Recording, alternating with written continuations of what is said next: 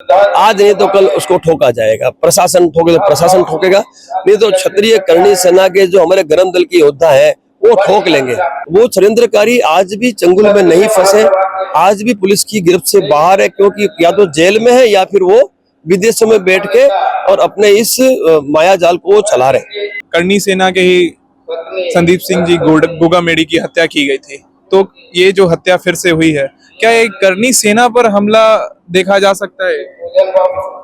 नहीं, इसे आप करणी सेना पर हमला नहीं कह सकते, लेकिन ये भी सही है कि वो समाज की धरोहर थी और ये भी समाज की धरोहर है।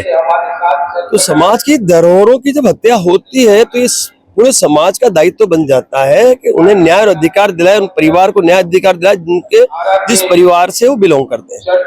तो ये हमारा दायित्व है। सुखदेव सिंह गोगामेडी जी की जब हत्या हुई तब भी आपने देखा था कि आक्रोश बंगलो पूरे भारतवर्ष में व्याप्त था और गिरफ्तारियां हुई, लेकिन अभी भी वो षड्यंत्रकारी आज भी चंगुल में नहीं फंसे, आज भी पुलिस की गिरफ्त से बाहर है, क्योंकि या तो जेल में है या फिर वो विदेशों में बैठ के और अपने इस माया जाल को चला रहे।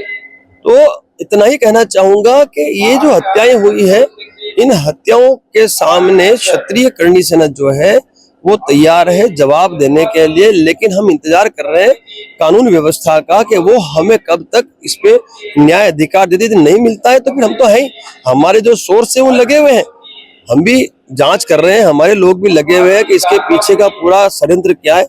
जैसे ही हमें ज्ञात होगा तो हम भी प्रशासन के साथ मिलकर या बिना प्रशासन की सहायता के भी हमारी कार्रवाई कर लेंगे। हत्यारे अभी कानून के चंगुल से बाहर हैं, आप तो सुन रहे हैं, देख रहे हैं, उनके लिए क्या मैसेज है? देखो, ऐसा है, जो भी हत्यारा है वो बख्शा नहीं जाएगा। XYZ जो भी हो, आज नहीं तो कल उसको ठोका जाएगा। प्रशासन ठोके तो प्रशासन ठोकेगा, नहीं तो क्षत्रिय करणी सेना के जो हमारे गरम दल के योद्धा हैं वो ठोक लेंगे। इसलिए वो एक कोई बड़ा विषय नहीं है, लेकिन ये विषय जरूर है कि इस परिवार को न्याय अधिकार मिले और जो भी अपेक्षा हमने सरकार प्रशासन से रखी वो उन अपेक्षाओं पे हमें न्याय मिले। तो इन सभी अपेक्षाओं को लेकर हमने आज श्रद्धांजलि सभा का आयोजन किया। परिवार यहाँ उपस्थित है और हमने हमारी अपेक्षाएं रख दी और कल सुबह के समय हमारी टीम जाकर कलेक्टर साहब को ये पूरी रजूआत कर देगी, पूरा आवेदन दे देगी और उसके बेस पर आगे न्याय और अधिकार के लिए हम लोग लड़ते रहेंगे।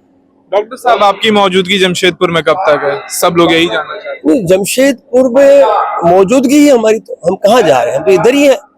जब तक इस हत्या और इस परिवार को न्याय नहीं मिल जाता तब तक हम इस मैदान को छोड़ने वाले नहीं। आपने देखा होगा हमारी आक्रामकता, आपने देखी है।